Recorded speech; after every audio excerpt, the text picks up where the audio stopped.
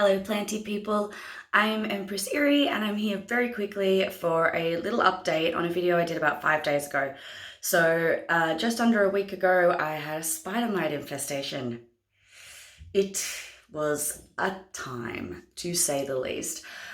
So I did a video of my process in treating that problem, and I just thought I'd come in for a little update and tell you all how it's been going and how my plants are coping, because some of them are doing well, some of them not so much.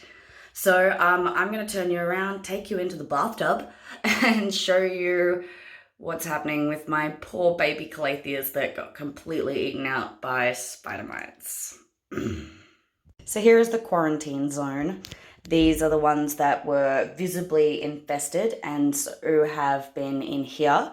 All the rest of them, like I said in that last video, all the rest of them have been put back into the corner of the plant corner, and I'm just monitoring them. But I am going to be treating everything in the next few days. Like, I mean, taking every single plant out of the house, spraying it down with some insecticides and bringing it back in. Unfortunately, I'm going to be using some pretty harsh pesticides, which is not something I would normally condone. However, my entire collection is infested and I can't lose them all, so it is what it is. But anyway, I wanted to show you what has been happening with some of these. So some of these are the ones that were severely spider mite infested, and they had to be put into quarantine for monitoring. Now, one thing I did notice is I think I made my solution a bit harsh, because you can see here I've had a bit of leaf burn. But what I've noticed is these leaves that have burnt have only been the leaves that were already damaged. So you can see it here, this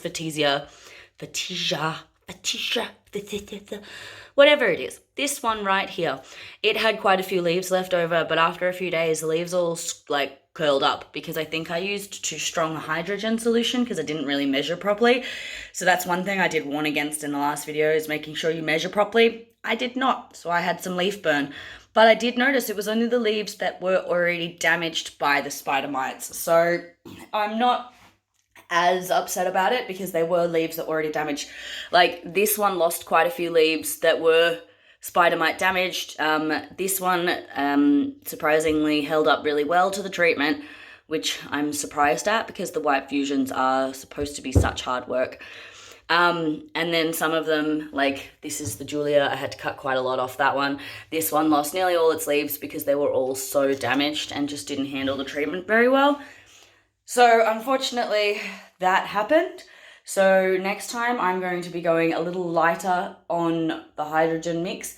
So just as a warning, if you're watching this before actually treating your plants after watching the other video, you know, just be aware that the hydrogen may burn your Caleathia leaves because they're so delicate. So today I'm going in with a spray, and this one is a lot weaker solution of hydrogen and water. There's no alcohol in it this time. It's just hydrogen and water, and it's quite a low percentage mix. Like, it's quite watered down compared to last time. Last time was about a 50-50 if you're using 3%. I was using 6%, so it's 25, etc. If you're using 3%, which is the most common, last time I was using just over 50-50 sort of mix. This time it's about a 30-70 sort of mix. So there's a little bit less hydrogen concentrate. So I'm going to be going through and spraying everybody and taking a last look. And if everybody looks clean, I'm going to be putting them back in the plant corner today because they're suffering in here, not getting enough light and the likes. So they need to be out of here. I did want to isolate them for 2 weeks, but so much damage has been done to the plants that I'm super concerned about them, and I don't want to be leaving them in here for that long. So I'm going to chuck yours on a time lapse, and you can watch me spray and inspect all of these, and then I'll say goodbye at the end. So I did a time lapse of everything being cleaned, and the camera fell and deleted the whole thing.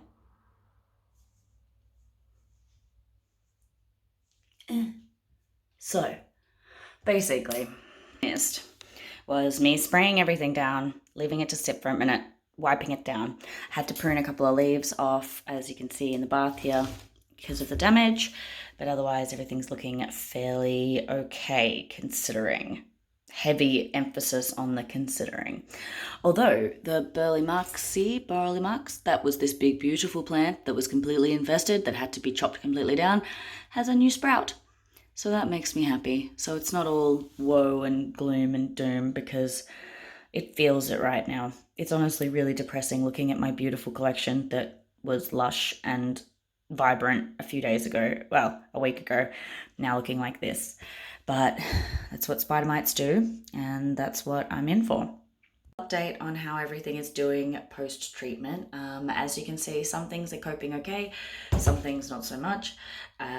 However, it's what I kind of expected. Unfortunately, when you get a pest problem as heavy as mine was, you're going to have some losses. So please cross your fingers for me and send me good vibes that the ones that have had to be heavily pruned will come back as beautiful as before. I've also been suggested a product called Yates Rose Shield. Not the rose gun, I think it's a different product. So I'm going to be getting that as well. And apparently if you apply it to the Caleathas every 2 weeks, it helps stop any of these problems in the future.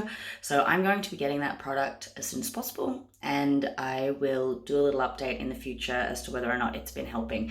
It's a fungicide and a pesticide, so apparently it works really, really well at protecting your Caleathea collection, and apparently works really well on begonias as well, to stop them from having issues like this, as well as fungal issues.